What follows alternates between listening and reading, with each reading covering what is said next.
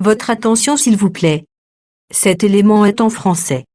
Contactez-nous pour savoir s'il est aussi disponible en la langue de votre préférence. Veuillez aussi noter qu'il est en audio uniquement, dépourvu de ce fait d'image originaire.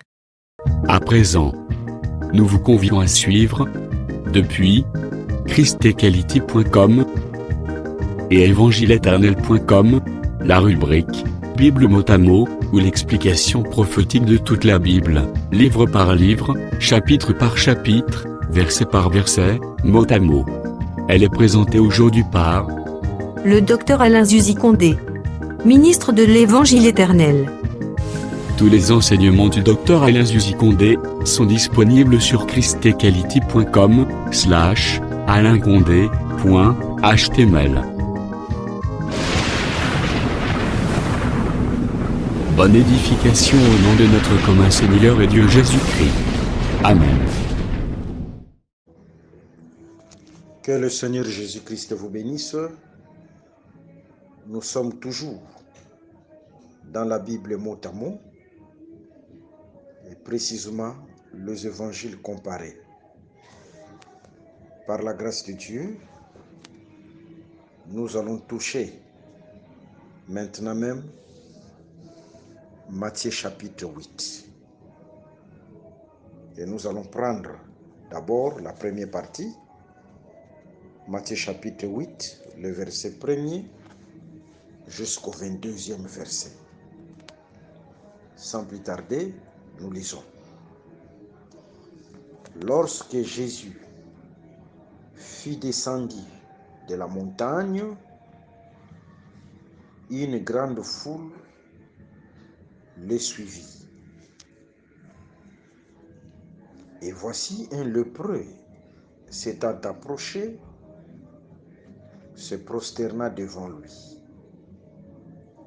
et dit: Seigneur, si tu le veux, tu peux me rendre pur.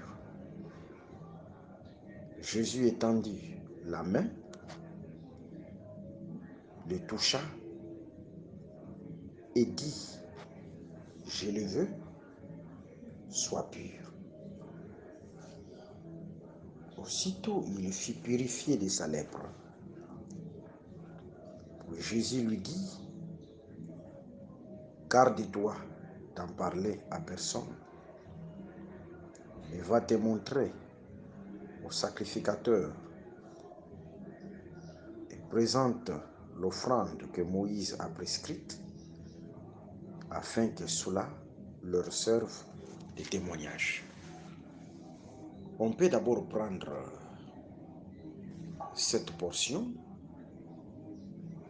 et donner la pensée cachée derrière cette portion, c'est-à-dire le verset 1er jusqu'au verset 4e. Et après, on va continuer la lecture et donner l'explication à chaque verset, parce que nous sommes sur la Bible mot à mot. Remarquez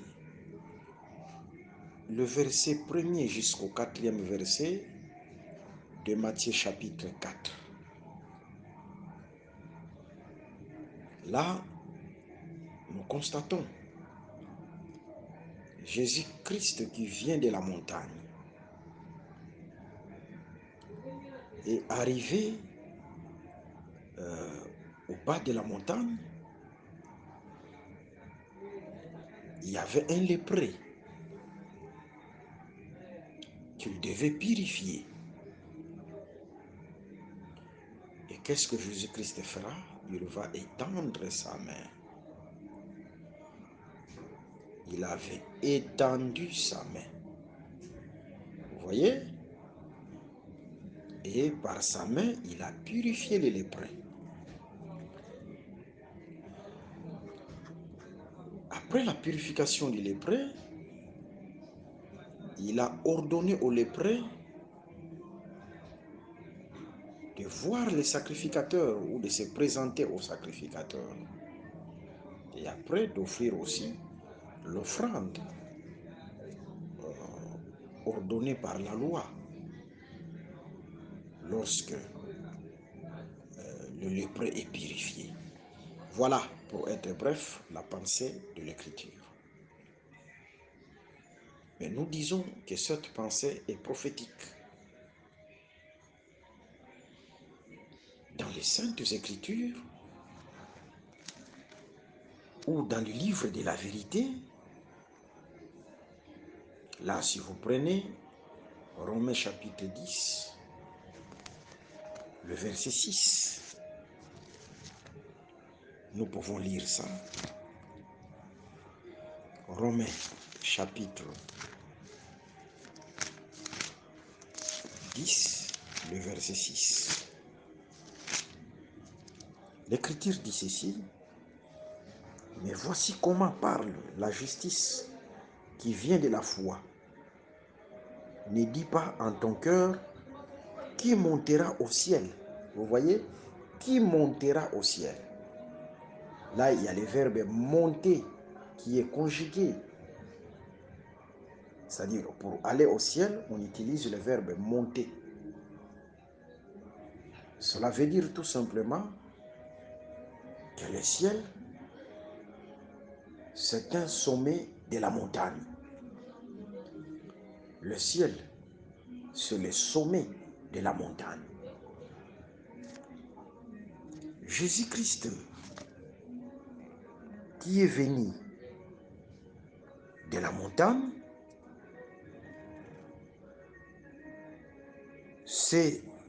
cela sous-entend, ou cela veut dire, dans l'explication des Écritures, ou dans la pensée prophétique, ce mouvement de Jésus qui est venu de la montagne veut dire tout simplement Jésus qui est venu du ciel, parce que la montagne c'est le ciel. Selon Romains chapitre 10, le verset 6. Mais en venant du ciel, il va descendre jusqu'au bas de la montagne. Le bas de la montagne représente le monde, représente cette terre, représente la terre. La terre, c'est le bas de la montagne. Le monde, c'est le bas de la montagne. Et Jésus est venu du sommet de la montagne, c'est-à-dire du ciel, et il est descendu sur la terre. Arrivé sur la terre, il va croiser un lépreux. Vous savez, la demeure du lépreux, c'était hors du camp. Le lépreux n'était pas dans les camps. La demeure du lépreux, c'était hors du camp. Raison pour laquelle, lorsque Adam avait péché, là nous sommes dans le livre de Genèse chapitre 3, Adam a été chassé hors du jardin d'Éden. C'est-à-dire, il a été chassé hors du camp. Et directement, Adam devient un lépreux. Parce que hors du camp, c'est la demeure du lépreux. Dieu a mis Adam hors du camp, hors du jardin d'Éden, parce que Adam était devenu un lépreux. Et le lépreux que Jésus-Christ a croisé au bas de la montagne, c'est l'image d'Adam que Jésus-Christ croisera sur la terre, ou qu'il a croisé sur la terre lorsque Jésus est venu du ciel. Sur la terre, il a croisé un lépreux qui est Adam. Celui qui a été mis hors du camp depuis Genèse chapitre 3. Il était un lépreux. Maintenant, pour purifier ce lépreux, il fallait que Jésus-Christ étende sa main. Regardons. Le livre de la vérité ou la Bible s'interprète elle-même. Les Écritures s'interprètent elles-mêmes. On ne peut pas chercher l'interprétation des Écritures ailleurs si ce n'est dans les livres de la vérité que vous appelez la Bible. Le langage étendre la main veut dire roi.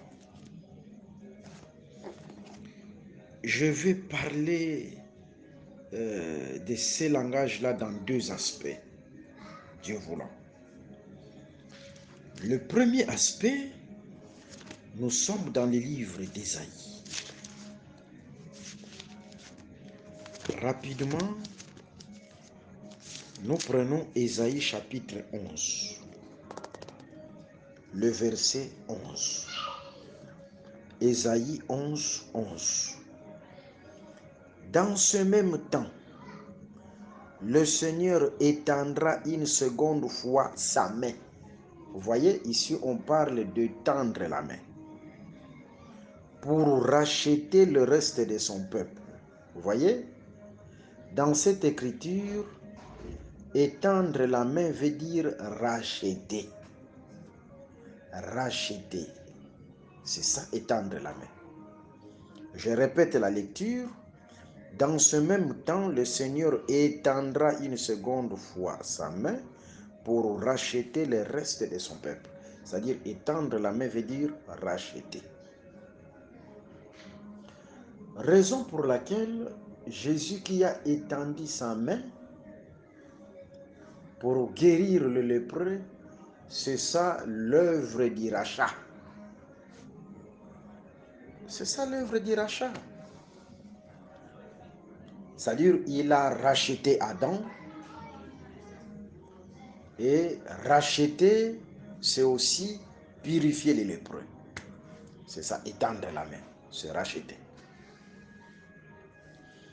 Là, c'est le premier aspect. Le deuxième aspect, dans les Saintes Écritures ou dans le livre de la vérité, si vous prenez Deutéronome chapitre 28, le verset 12, je répète, Deutéronome 28, le verset 12, là vous allez comprendre que la main parle du travail.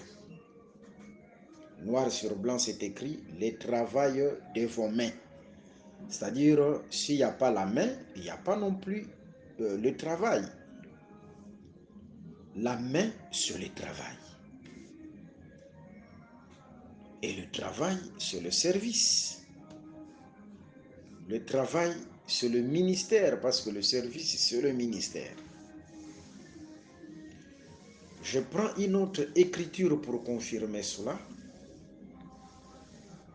Vous savez, dans les livres de 1 Samuel chapitre 1er, le verset 31, lorsque Dieu a mis fin au sacerdoce lévitique,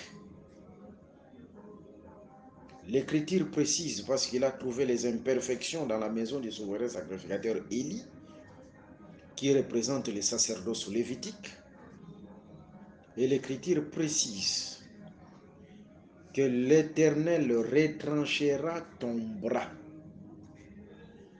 Vous voyez, c'est-à-dire quand on parle du bras, on voit directement aussi la main, parce que la main et les bras, la main c'est dans le bras. Il retranchera ton bras.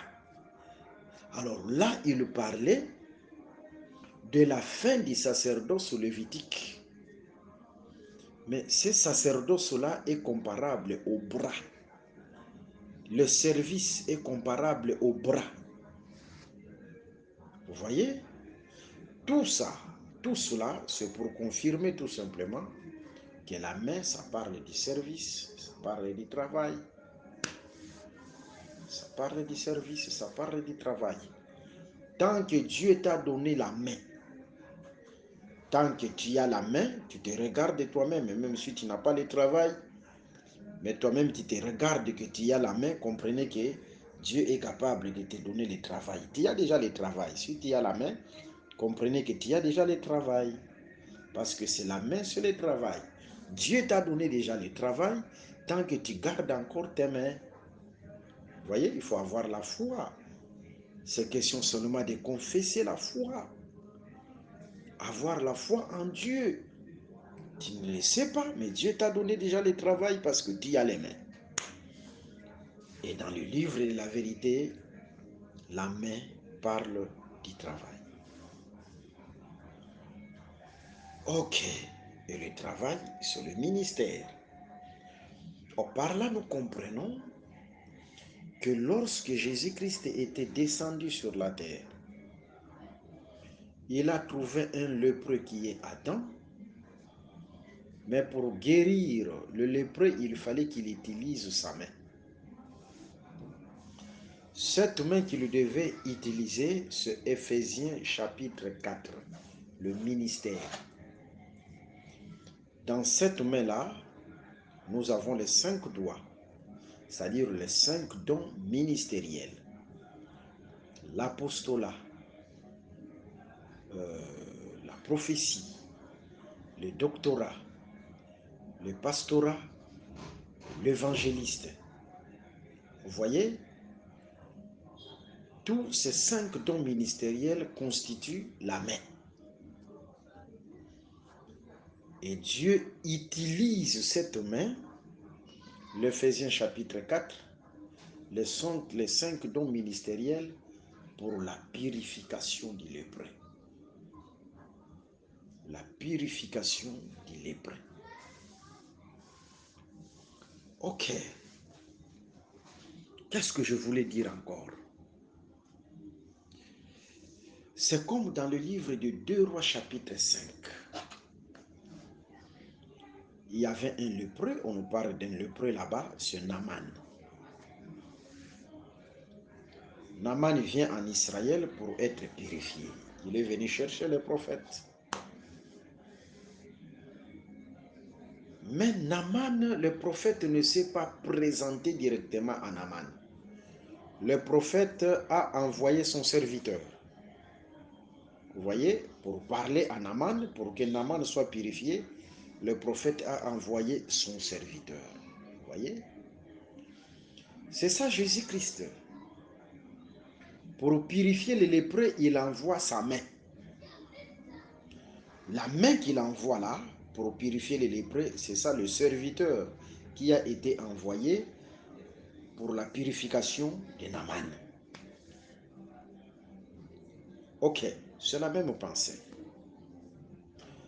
Après la purification du lépreux, ici nous rentrons dans Matthieu chapitre 8. C'est alors que le lépreux devait voir le sacrificateur. Il fallait, après sa purification, qu'il voie le sacrificateur, qu'il rencontre le sacrificateur.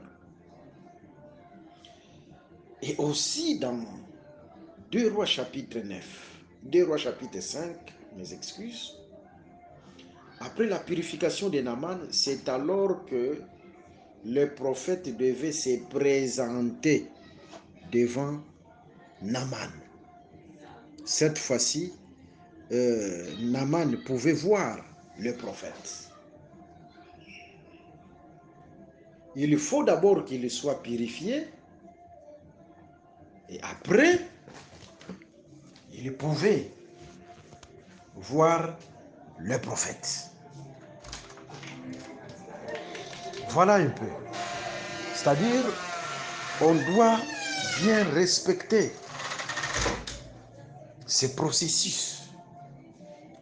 Parce que ce processus est prophétique. Le sacrificateur ici, dans 2 Rois chapitre 5, c'est le prophète Élisée. Vous voyez, en d'autres termes, qu'est-ce que nous voulons dire? Jésus-Christ est descendu, il est venu du ciel. Maintenant, il est descendu sur la terre. Il y a un lépreux qui doit être purifié. Jésus-Christ utilise sa main qui est l'Éphésiens chapitre 4. Et aujourd'hui, l'Éphésiens chapitre 4 est en train de faire le service de purifier les lépreux. Le ministère est en train de faire le service de purifier les lépreux. Pourquoi? Parce qu'un lépreux dans les Écritures,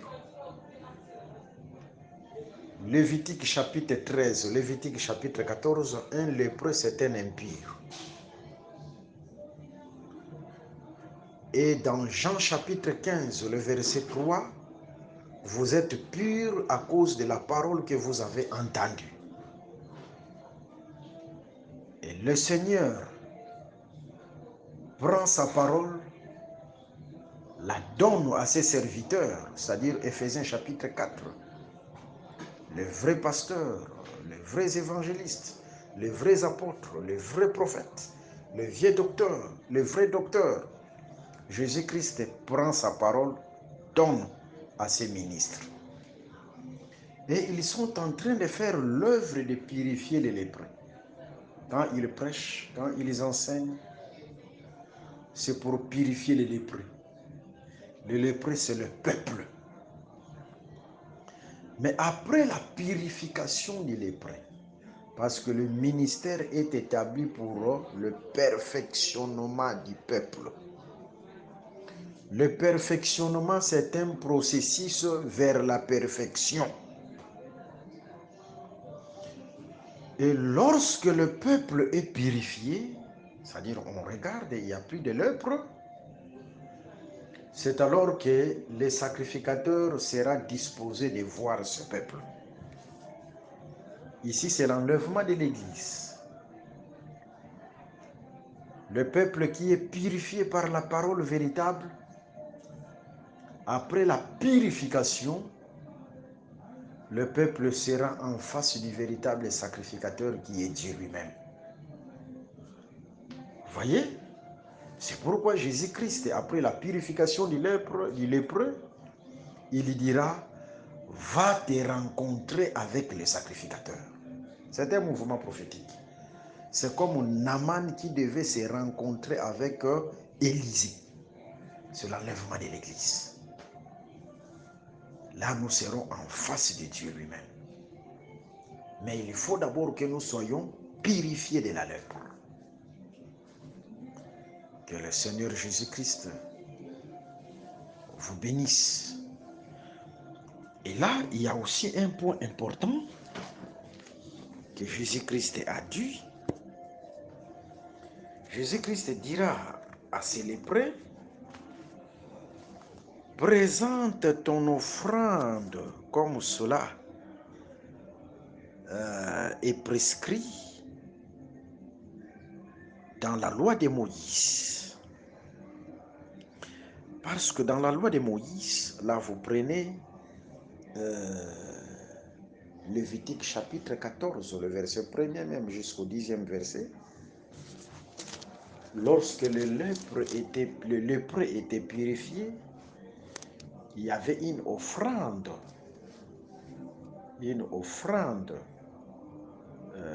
qui était offerte en rapport avec la purification du lépreux. On devait venir avec des oiseaux. Un oiseau doit mourir et l'autre oiseau était trempé dans le sang de l'oiseau qui est mort et on les lâchait. L'oiseau vivant, on les lâchait, mais on faisait l'aspersion du sang de l'oiseau qui était mort sur cet oiseau-là qui était vivant. Et l'oiseau vivant s'envolait. C'était un témoignage que le lépreux est purifié. Si vous voyez ces signes-là, comprenez qu'il y a un lépreux qui est purifié. Vous voyez? C'est-à-dire ces deux oiseaux ici. Le premier oiseau qui est mort, c'est la mort de Jésus sur la croix. Mais l'oiseau qui n'est pas mort, c'est l'esprit. Mais lorsque l'esprit a été lâché, l'esprit porte le témoignage de la mort de Jésus-Christ. Vous voyez? C'est-à-dire l'œuvre de la croix et aussi le témoignage de l'esprit. Le Saint-Esprit vous enseignera toutes choses. Mais toutes ces choses-là, il va les prendre chez moi. Voyez, c'est pourquoi l'oiseau vole avec le sang du premier oiseau qui était mort. C'est l'esprit qui marche avec le témoignage de Christ. Le Saint-Esprit vous enseignera toutes choses, mais c'est le témoignage de Christ. C'est un signe parfait que le lépreux est purifié. Que le Seigneur Jésus-Christ vous bénisse. Voilà un peu cette première partie, c'est-à-dire le verset 1er jusqu'au 4e verset de Matthieu chapitre 8. Nous prenons le verset 5e jusqu'au 13e verset. Comme Jésus entrait dans Capernaum, un centenier l'aborda, les priant et disant: Seigneur, mon serviteur est couché à la maison, atteint de paralysie et souffrant beaucoup. Jésus lui dit: J'irai et je le guérirai. Le centenier répondit: Seigneur, je ne suis pas digne que tu entres sous mon toit, mais dis seulement un mot et mon serviteur sera guéri. Car moi qui suis soumis à des supérieurs, j'ai des soldats sous mes ordres. Et je dis à l'un: va, et il va, à l'autre: viens, et il vient, et à mon serviteur: fais cela, et il le fait. Après avoir entendu Jésus fit dans l'étonnement, et il dit à ceux qui le suivaient: je vous l'ai dit en vérité, même en Israël, je n'ai pas trouvé une aussi grande foi. Or, je vous déclare que plusieurs viendront de l'Orient, de l'Occident, et seront à table avec Abraham,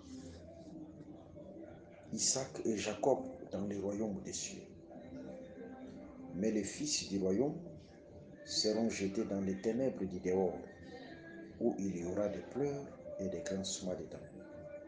Puis Jésus dit au centenier: va, qu'il te soit fait selon ta foi. Et à l'heure même, le serviteur fut guéri.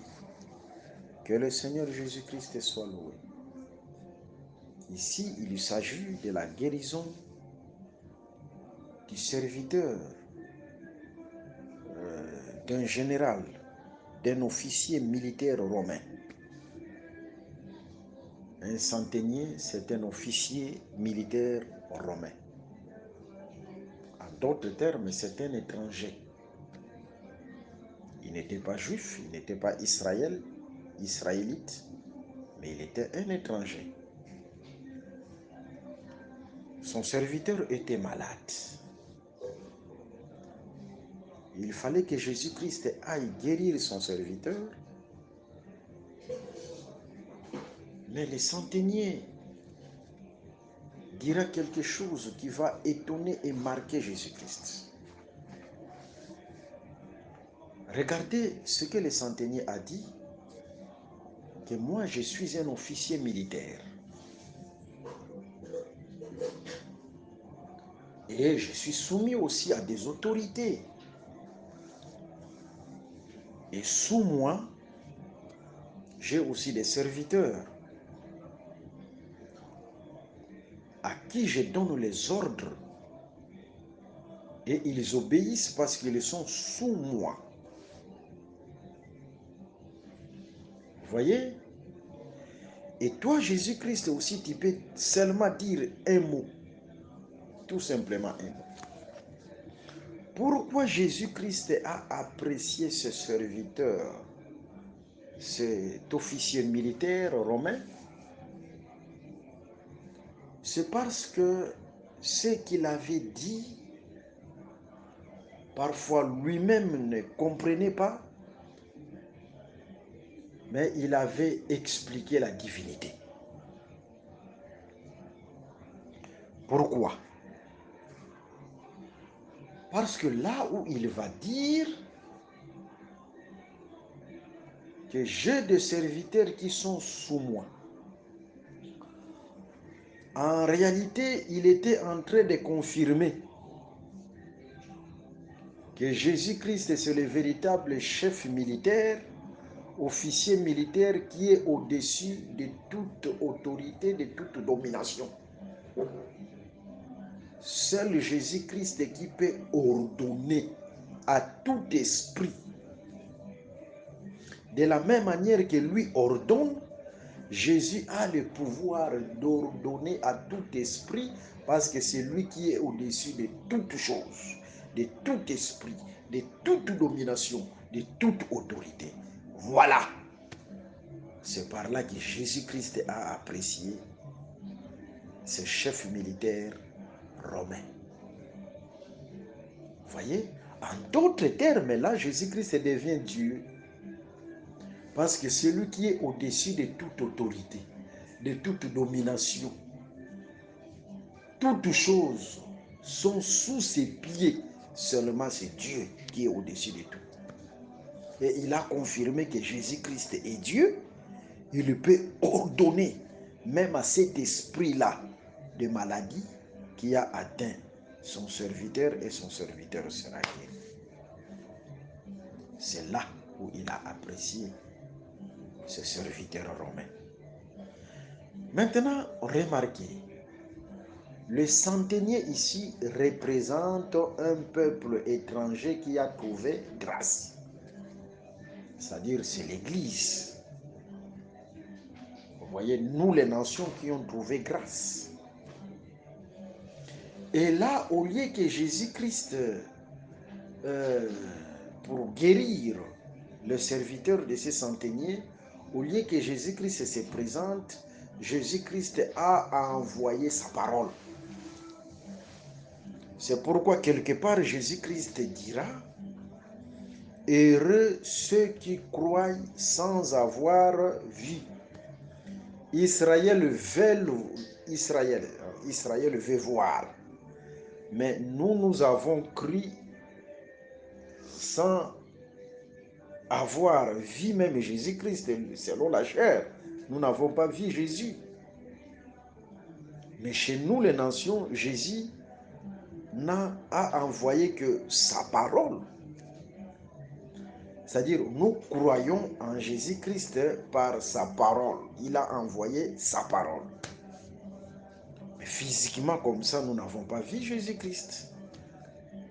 C'est pourquoi dans la maison du centenier, Jésus-Christ a seulement ordonné. C'est-à-dire, il a envoyé sa parole pour guérir ses serviteurs. Cela veut dire tout simplement, chez nous les nations, Jésus-Christ a envoyé que sa parole pour faire le service. Dans le livre de Ésaïe chapitre 38, le verset 9, guérir veut dire rétablir. Vous voyez, en Adam, il y avait une chute, mais Jésus-Christ a envoyé que sa parole pour nous relever. C'est ça, la maison du centenier. Là, Jésus-Christ, il envoie que sa parole. La maison du centenier, là où Jésus envoie sa parole aujourd'hui, c'est l'Église. Jésus a envoyé que sa parole pour faire le travail dans la maison du centenier. Que le Seigneur Jésus-Christ vous bénisse abondamment. Si on parle du serviteur qui était malade, c'est-à-dire dans cette maison-là, il n'y avait pas de service. Le service, c'est le sacerdoce. Vous voyez? Parce que le serviteur était malade. C'est-à-dire, on ne pouvait pas parler du sacerdoce dans la maison du centenier. C'est différent avec Israël. Israël et avait les sacerdoces. Mais chez nous, il n'y avait pas de sacerdoce. C'est pourquoi le serviteur est malade. C'est-à-dire, il n'y avait pas de service.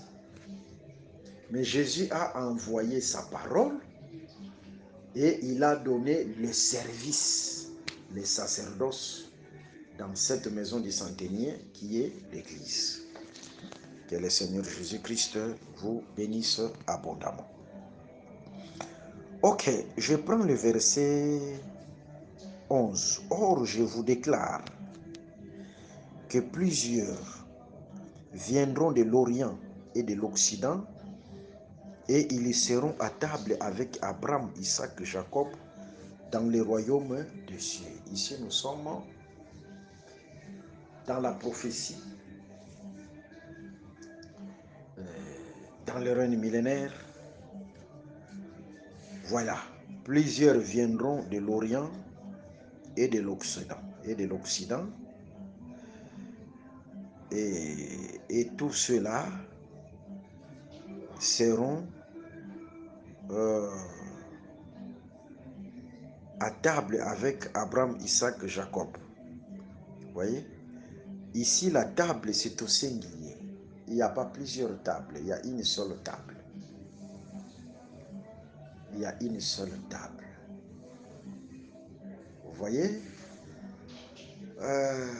La raison de cette écriture, parce que lorsqu'on parle de l'Orient et de l'Occident, tous seront ensemble à la même table. C'est ce qui ne se faisait pas dans la loi. Vous voyez, vous allez remarquer même quelque part, en Égypte, Joseph ne pouvait pas manger avec les Égyptiens. Vous voyez, et dans la loi, les Israélites ne pouvaient pas manger avec les nations. Mais ici, dans le règne millénaire, il y aura une seule table. Il y aura une seule table. Pour dire tout simplement que ce soit ceux de l'Orient et ceux de l'Occident deviendront un seul peuple. Parce qu'ils participeront à la même table. Oh, que le Seigneur Jésus-Christ vous bénisse. Si vous prenez le livre d'Un Corinthiens chapitre 11, on nous parle de la Sainte Seine. La Sainte Seine, c'est toute une table. Et pendant la Sainte Seine, il n'y a qu'un seul corps, il n'y a qu'un seul pain. Vous voyez? Et tous, nous mangeons les mêmes pains. Il y a un seul pain qui représente le corps du Christ. Et tous, nous sommes autour de cette table qui est un seul pain. Pour dire tout simplement que nous constituons un seul corps. Quand on parle de ceux qui viennent de l'Orient, c'est Israël, parce que l'Orient, c'est là où se lève le soleil. Et dans le livre de Luc, chapitre 1er, le verset 78, Jésus-Christ, c'est le véritable soleil. Il s'est levé où? Il s'est levé en Israël. C'est là où il est né. Et l'Orient, c'est Israël. Et quand on parle de l'Occident, c'est là où se couche le soleil. Vous voyez? Et lorsque Jésus-Christ, comme le véritable soleil, se couchait à la croix, directement la grâce est venue vers les gens de l'Occident, c'est-à-dire nous les nations. Maintenant, ici, que ce soit l'Orient et l'Occident, seront rassemblés à la même table. Vous voyez, les barrières de la loi sont tombées. Les barrières de la loi sont tombées. Que ce soit les Israélites et les gens des nations au règne millénaire du Christ. Vous voyez, tous nous serons à la même table. C'est-à-dire, nous deviendrons un seul corps. Contrairement même à Pierre, lorsque Pierre avait visité la maison de Corneille dans Actes des Apôtres chapitre 9 et Actes des Apôtres chapitre 10. Ses frères israélites l'ont reproché. Pourquoi tu es parti entrer chez les nations? Parce que Corneille, c'était un homme des nations. Il était une personne des nations. Vous voyez? Mais Dieu, le Seigneur, a appris à Pierre et aux autres que ceux qu'il a déclarés purs, on ne peut pas les considérer pour toujours impurs. C'est-à-dire par les sacrifices de Jésus-Christ. Dieu nous a déclarés, nous les nations, qu'on appelait les païens, purs. C'est-à-dire qui ont cru en Jésus-Christ. Voilà un peu cette pensée-là. L'Orient et l'Occident seront à la même table. Ok. Que le Seigneur Jésus-Christ vous bénisse abondamment. Le verset 12. Mais les fils du royaume seront jetés dans les ténèbres du dehors, où il y aura des pleurs et des grincements de dents. Ici, on nous parle de pleurs et de grincements de dents, et on nous parle des ténèbres du dehors. Directement, nous sommes dans le livre de Job, chapitre 10. On prend le verset 21. Job, chapitre 10, le verset 21 à 22. Avant que je m'en aille, pour ne plus revenir dans le pays des ténèbres et de l'ombre de la mort. Selon cette écriture, pays d'une obscurité profonde, où règne l'ombre de la mort et la confusion, et où la lumière est semblable aux ténèbres. Selon cette écriture, la mort, c'est les ténèbres. Selon cette écriture, je répète, la mort, c'est les ténèbres. C'est les ténèbres. Et les fils du royaume qui seront jetés dans les ténèbres du dehors. Cela veut dire quoi? Question seulement de bien expliquer aussi les dehors. Là, nous sommes dans le livre de Matthieu chapitre 25. Là, vous allez remarquer, on nous parle de vierges folles et de vierges sages. Les vierges folles, ils sont partis chercher de l'huile. Mais il y avait la voix de l'époux qui appela les vierges sages. Et les vierges sages sont entrés dans la maison. Vous voyez, sur le plan prophétique, entrer, ça sera l'enlèvement de l'église. Cette maison-là, c'est le ciel. Vous voyez, cette maison-là, c'est le ciel. Et les vierges sages qui entreront dans la maison, c'est cette partie de l'église qui sera enlevée. Cette maison-là, ils les entreront au ciel là. C'est l'enlèvement de l'église. Alors, les vierges folles sont restées dehors. Si vous classez ça selon les calendriers prophétiques, les dehors ici, là où les vierges folles sont, c'est après l'enlèvement de l'église. Parce que entrer dans la maison, c'est ça, entrer au ciel. Mais être dehors, c'est après l'enlèvement de l'église. Vous voyez? Le dehors ici, j'insiste, c'est après l'enlèvement de l'église. Maintenant, après l'enlèvement de l'église, il y aura le ténèbre du dehors. Les ténèbres du dehors qui vont se manifester après l'enlèvement de l'église, En réalité, c'est la manifestation de la mort. Et vous allez dans l'Apocalypse chapitre 6, précisément le 4e sceau. Apocalypse 6, le 4e sceau. Les cavaliers sur le cheval pâle. L'écriture dit son nom c'est la mort.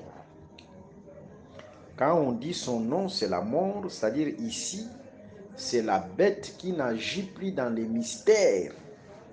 Ici, nous sommes après l'enlèvement de l'Église. Son nom c'est la mort. C'est la bête qui n'agit plus dans les mystères. Et après l'enlèvement de l'Église, l'Antichrist est appelé la mort, c'est-à-dire la bête qui n'agira plus dans les mystères est appelée la mort. Or, la mort, ce sont les ténèbres. Voilà pourquoi nous disons la manifestation de la bête, la manifestation de l'Antichrist après l'enlèvement de l'Église, c'est ça les ténèbres du dehors. Parce que le dehors, c'est après l'enlèvement de l'Église. Et après l'enlèvement de l'Église, la bête, l'Antichrist, va se manifester. C'est ça les ténèbres du dehors. Les fils du royaume qui seront jetés dans les ténèbres du dehors, où il y aura des pleurs et des grincements des dents. Quand on dit des pleurs et des grincements des dents, c'est ce qu'on appelle la grande tribulation. Les ténèbres du dehors apporteront la grande tribulation, et les fils du royaume qui seront jetés dans les ténèbres du dehors. Premièrement, cela veut dire tout simplement qu'Israël ne sera pas enlevé. Parce que le fils du royaume là, c'est Israël. Jésus-Christ a dit que le royaume était destiné pour vous, mais le royaume vous sera ôté. C'est-à-dire le fils du royaume, c'est Israël, le royaume c'est pour eux. Nous sommes entrés que par brèche. Vous voyez?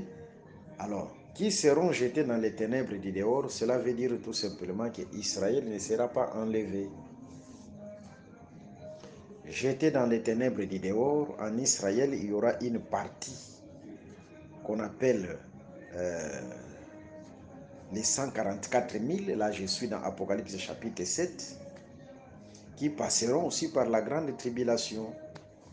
En dehors de ça, il y aura aussi les parvis extérieurs, Apocalypse chapitre 11, le verset 1 à 4, une partie d'Israël aussi qui sera foulée aux pieds par l'Antichrist et par la bête. Tout ça, c'est jeté dans les ténèbres du dehors. Que le Seigneur Jésus-Christ vous bénisse abondamment. Si vous avez des questions, des préoccupations, nous sommes là pour vous et nous sommes appelés pour ça. Ok. Nous prenons le verset 14 jusqu'au 17e verset. Jésus se rendit ensuite à la maison de Pierre, dont il vit la belle-mère couchée et ayant la fièvre. Il toucha sa main et la fièvre la quitta. Puis elle se leva et le servit. Le soir, on amena auprès de Jésus plusieurs démoniaques. Il chassa les esprits par sa parole et il guérit tous les malades, afin que s'accomplisse ce qui avait été annoncé par Ésaïe le prophète. Il a pris nos infirmités et il s'est chargé de nos maladies. Jésus a chassé le mauvais esprit par sa parole. C'est-à-dire là où il y a la parole vivante, la parole de Jésus, l'évangile de la vérité, il faut que les démons soient chassés avec facilité. Avec facilité. Parce que la parole de Jésus incarne l'autorité de Jésus. L'autorité de Jésus, c'est dans sa parole. Et ici, Jésus entra dans la maison de Pierre, où il va trouver la belle-mère de Pierre qui était malade. La belle-mère de Pierre qui était malade. Et si vous regardez bien la pensée de cette écriture, cette belle-mère, c'était une servante.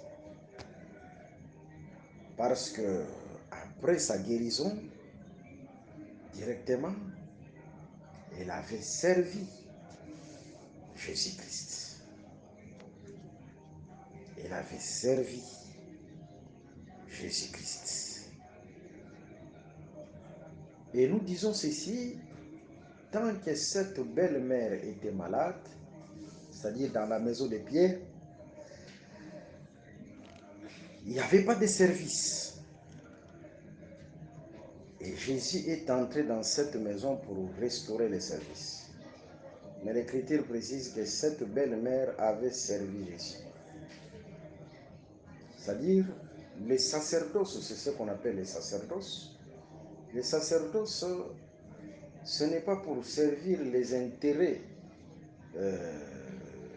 des hommes, quoi. Les intérêts des pasteurs.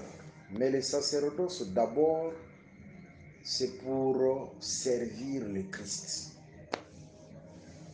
C'est pour d'abord servir le Christ. Alors, il n'y avait pas les sacerdoces, les services. Et Jésus a guéri cette belle-mère et directement a instauré le service, a instauré les sacerdoces. Vous voyez, c'est la même pensée avec aussi nous. On n'avait pas les sacerdoces. Les nations, on n'avait pas les sacerdoces. Vous voyez, mais quand Jésus-Christ est venu, il a fait que les sacerdoces soient rétablis et les sacerdoces travaillent pour l'honneur du Seigneur. Ça, c'est le premier aspect. Mais deuxièmement, la femme était sous l'emprise de la maladie. C'est-à-dire, la maladie, il y avait un esprit qui dominait sur cette femme. C'est comme Israël qui était dominé par Pharaon en Égypte. Là, Israël était aussi une femme qui était malade. Parce qu'il était dominé par un roi qui était Pharaon. Mais il fallait que Dieu étende sa main. Il a étendu sa main, la main qu'il avait étendue en Égypte, c'était pour dépouiller Pharaon, pour dépouiller les autorités, pour dépouiller les dominations. Même la mort de l'agneau en Égypte, Exode chapitre 12, c'était Dieu qui avait étendu la main pour dépouiller Pharaon, pour dépouiller les Égyptiens. Dépouiller Pharaon, dépouiller les Égyptiens, c'est ça la mort du premier-né dans chaque maison des Égyptiens, parce que le premier-né, c'est le symbole de la force, selon Genèse chapitre 49, le verset 1er jusqu'au 3e verset.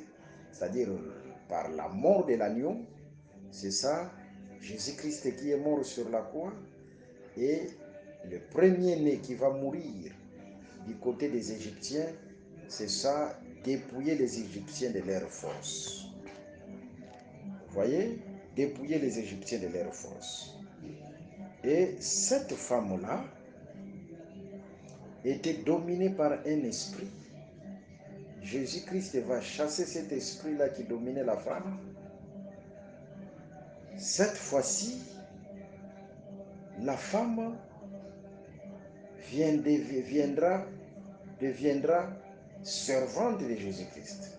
C'est-à-dire la femme est délivrée pour servir Jésus. Israël a été délivré en Égypte pour servir Dieu. C'était seulement ça. C'est pourquoi vous allez remarquer, après la guérison de cette femme, c'est ça Israël qui est libéré de l'Égypte. Et la femme maintenant va servir Jésus-Christ comme Israël qui devait servir Dieu. C'est-à-dire, Dieu nous a délivrés du roi qui nous dominait. Il nous a délivrés du péché pour que nous puissions devenir maintenant serviteurs de Jésus-Christ. C'est ça au juste.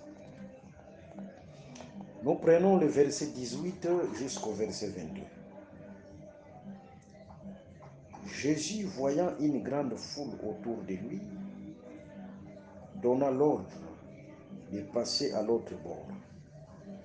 Un scribe s'approcha et lui dit, Maître, je te suivrai partout où tu iras. Jésus lui répondit, les renards ont des tanières et les oiseaux du ciel ont des nids, mais le Fils de l'homme n'a pas où reposer sa tête. Un autre d'entre les disciples lui dit, Seigneur, permets-moi d'aller d'abord ensevelir mon Père. Mais Jésus lui répondit, suis-moi et laisse les morts ensevelir leurs morts. Que le Seigneur Jésus-Christ vous bénisse. C'était le problème de traverser l'eau. Vous voyez, le verset 18, Jésus voyant une grande foule autour de lui, donna l'ordre de passer de l'autre bord, de passer à l'autre bord. C'est-à-dire, il fallait qu'on passe à l'autre bord de l'eau, traverser de l'eau, passer de l'autre bord, traverser de l'eau. Vous voyez? Et dans le livre de 1 Corinthiens chapitre 10, la traversée de l'eau comme la traversée de la mer Rouge symbolise le baptême, c'est le symbole du baptême. Alors, il y a un scribe qui va s'approcher pour dire à Jésus, je te suivrai, c'est-à-dire, moi aussi je traverserai de l'eau, je serai baptisé.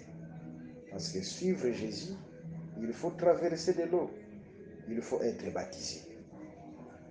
Mais regardez la réponse de Jésus. Les renards ont des tanières et les oiseaux du ciel ont des nids. Mais le Fils de l'homme n'a pas où reposer sa tête. Vous voyez? Ce qui est vrai, les scribes aussi, comme oiseaux du ciel, ils avaient, euh, ils avaient des nids. Leur nid, c'était Israël, c'est-à-dire ils avaient une place en Israël. Ils avaient une considération en Israël. Vous voyez? Et quand on parle du renard, là je suis dans le livre de Luc chapitre 13, le verset 31, Hérode était un renard. Mais Hérode, comme renard, il avait sa tanière. Sa tanière, c'était aussi Israël. C'était Israël. Mais le Fils de l'homme n'a pas où poser, où reposer sa tête. C'était lui, Jésus-Christ, parce qu'il a été rejeté par Israël, mais il cherchait là où il devait poser sa tête. En réalité, là où il devait poser sa tête, c'est l'Église. Mais en Israël, c'était Israël, Israël était devenu l'ennemi des oiseaux. Il y avait les scribes, il y avait les pharisiens, les sadducéens, vous voyez, qui avaient la considération vis-à-vis au peuple d'Israël précisément. Et il y avait aussi le roi romain, et aussi les Hérodes. comme des renards, Israël était comme aussi leur tanière. Jésus-Christ était chassé de ce peuple. Il cherchait un peuple de nations qu'on appelle l'Église. C'est là où il devait reposer sa tête, ou poser sa tête. Voilà un peu. Mais Jésus, un autre d'entre les disciples, verset 21 à 22, lui dit, Seigneur, permets-moi d'aller d'abord ensevelir mon Père. Mais Jésus lui répondit, suis-moi et laisse les morts ensevelir leurs morts. Lui devait aller ensevelir son Père. Là, c'est les disciples. Jésus dit, suis-moi. Mais suivre comment? Ça dit qu'il doit traverser aussi de l'eau, être baptisé. Vous voyez? C'est ça au juste. Suivre Jésus, il faut aussi traverser de l'eau, selon cette écriture. Mais il avait demandé la permission d'aller couvrir, ensevelir son Père. Jésus-Christ est venu non pour ensevelir les pères, couvrir les pères, mais Jésus est venu pour dévoiler les pères. Il y a un ministère qui couvrait les pères, c'est le ministère de la loi. Vous voyez? Alors, ici, lorsqu'il va répondre aux disciples, laisse les morts ensevelir leurs morts, ici, nous sommes à la dispensation de la loi. Ceux qui sont à la loi, ils sont en train de couvrir, de couvrir, de couvrir. Mais nous qui sommes dans la dispensation de la grâce, nous ne sommes pas là pour couvrir, mais pour révéler les pères. Vous voyez? Pour révéler les pères. Voilà un peu la pensée de cette écriture. Que le Seigneur Jésus-Christ vous bénisse abondamment. Vous avez des préoccupations, vous avez des questions, même vous voulez soutenir cette œuvre si importante que nous sommes en train de faire, et Dieu vous bénira abondamment. Nous vous donnons notre numéro, plus 243 81 28 55 419. Je répète, plus 200. Merci d'avoir suivi ce message et que Jésus-Christ vous bénisse. Si vous avez une question à l'intention de l'homme de Dieu, si vous voulez que l'homme de Dieu prie pour vous, si vous voulez vous confier à l'homme de Dieu, ou si vous voulez tout simplement bénir l'homme de Dieu, contactez-le directement si ses coordonnées sont disponibles depuis sa page. Sinon, contactez-nous et nous lui transmettrons vos préoccupations. N'oubliez pas de faire un tour à notre page évangélisation pour voir en quoi vous pouvez vous rendre utile à Christ par cette œuvre. Que Dieu vous bénisse tous. Amen. ChristQuality.com. Les cieux en un clic de la souris. Évangile-éternel.com, le site de l'Évangile éternel. Christ et Quality Fondation, équilibrer la manne ramassée dans le désert de sorte que chacun ait un numéro.